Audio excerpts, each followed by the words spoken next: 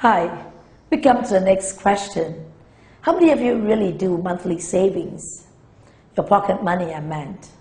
Well, let's get to this sum and find out what the data tells us. There are about 55 pupils, and this is the data representing their monthly savings, right? Per month, $10 saving, 12 of them, $20, 8 of them, $30, 20 of them, $40, 8 of them, $50, 7 pupils out of the 55 pupils.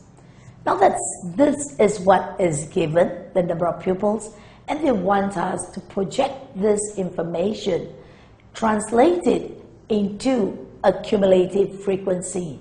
It's not a histogram, not a frequency polygon this time. The sum's asking you to draw the cumulative frequency graph.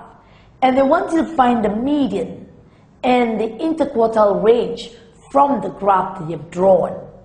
And the third part, find the probability that 2 pupils saved more than $35 from the graph. All right, you need to find that. Now, before we do a cumulative frequency, we've got to represent this data in a cumulative frequency form. And how do we represent this data? Let's get it done here. Now, we said, all right, we want to represent. We have 2 columns. What do we put here? Monthly savings, the score. The score is the monthly savings. The cumulative frequency is how many people. This is where the y-axis is. So the monthly savings here, if I put MS, I hope you understand what I'm referring to, or I shall be writing it down, monthly savings. And that's represented as dollars. Now, under $10 or equal to 10, how many of them? Right up to $10, there are 12 of them. And up to $20, all right, under just 20 and below, you add these two up. 12 plus 8 is a 20, right? And you have under $30. If you look at it, 30 plus 20, we've got 50. Sorry, 20 plus 20, 12 plus 8 is 20, plus 20, you've got 40. So write that down, that's 40. And when we have under $40, 40 plus 8 is 48 pupils saving 40 and below. And saving 50 and below, all right, you've got a total number 48 plus 7. You've got 55. You need this information, very important information, to draw your cumulative frequency graph. And you know, it's, as I've always told you, that CF, cumulative frequency graph, it's a cobra, all right, and a reptile. Please don't give me a graph that looks like a lizard. I'll show that on you. Right, remember, it's the shape of the cobra. And it just goes up like the cobra head. So that's the way you go. That mental picture has to be in you. A friendly cobra, please, all right? Get that right. The rod, where the cobra has its head up. Now, so let's look at that. And we're going to put this information right here.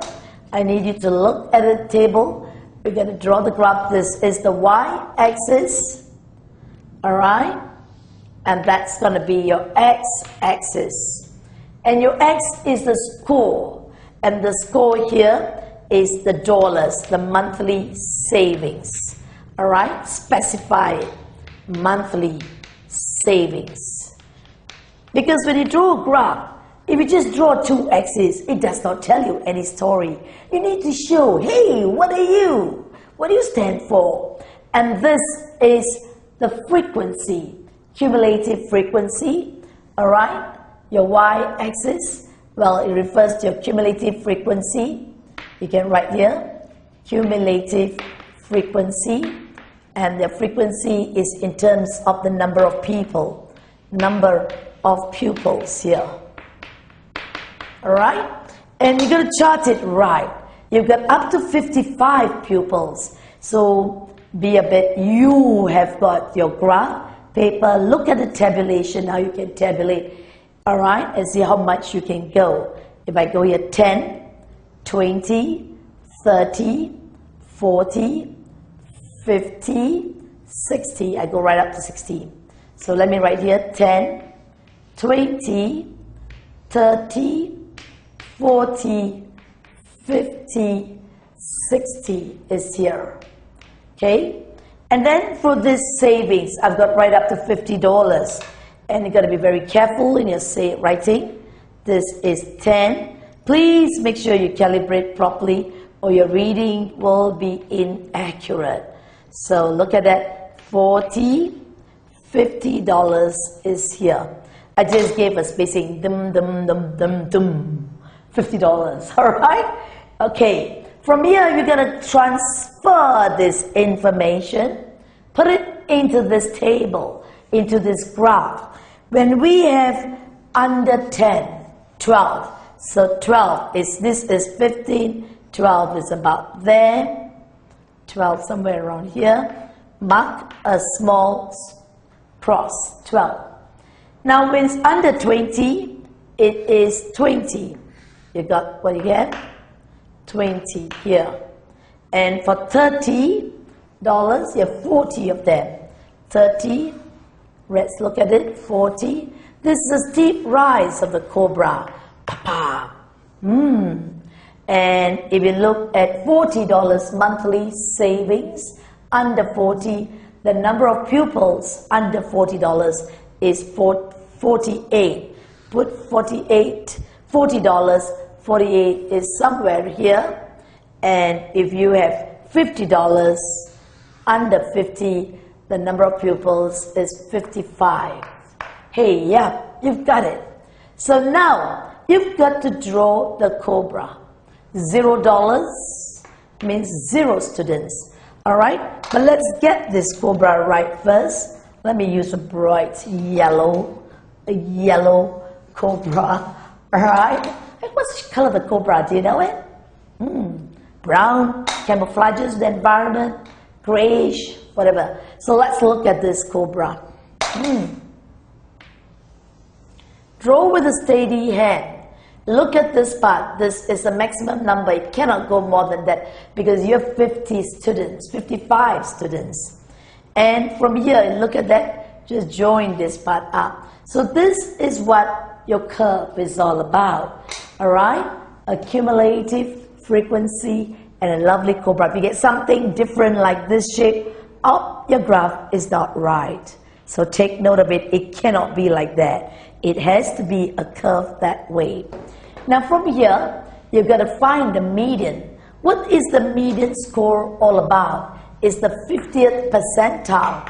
So 50th percentile means 50%.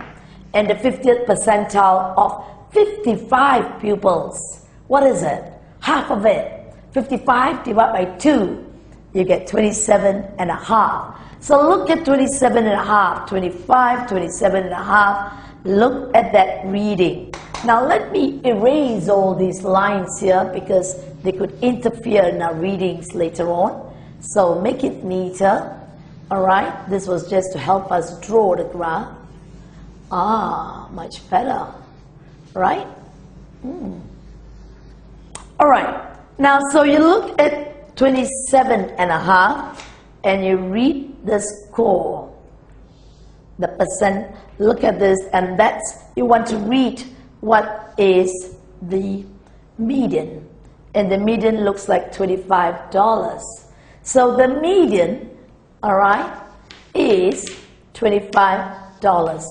That is like kind of, as I told you, the median is like an average. It's another form, a middle score, the 25th, the 50th percentile, that is the halfway point of the number of students, the 27th and half. All right, you can't really cut a person in half, but just reading graphically, and you say, hey, that's the average monthly saving, the median. Now, if you look at, if you want to look at mode is different. Mode, you look at the highest score, all right? and you look at the mode, you get back to this table if you don't mind. You look at the mode will be 20 students here. That means the mode is $30. That's the mode, the most common number here. If you want to look at the mean, then you're going to multiply them up, and you're going to sum them all up and divide by 55, the total frequency. Now, the next part of the sum, they're asking you the interquartile range. The interquartile range is actually IQR, which is the upper quartile, minus the lower quartile range. The upper quartile is the 75 percentile, and the 75 percentile is 75% of 55 pupils. If you put it into your calculator, all right, 75% is 0.75. Hey, my calculator is not on. 0.75 times 55, I get the 41.25. And you want to read 41.25. Where are you? Here. All right, around there. And you read the score. It's here. So the upper quartile is about $32. All right? And the lower quartile is the 25 percentile.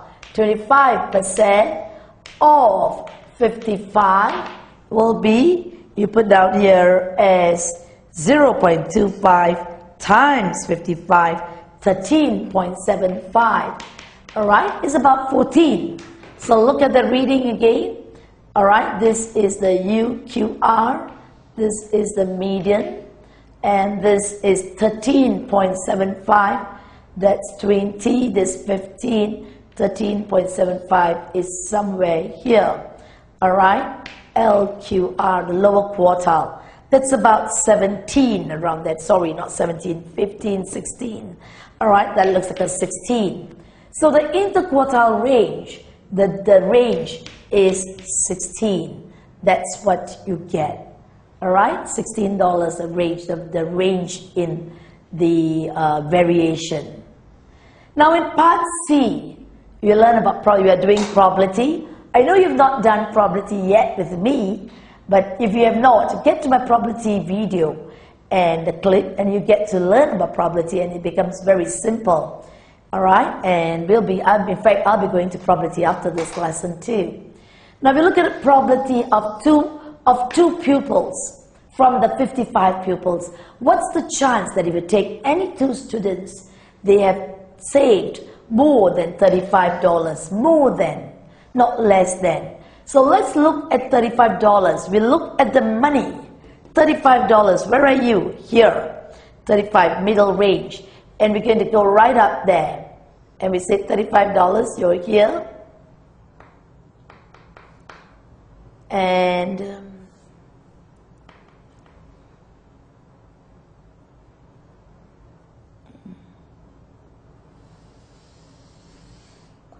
I'm going to look at this score. I'm going to read up here. All right.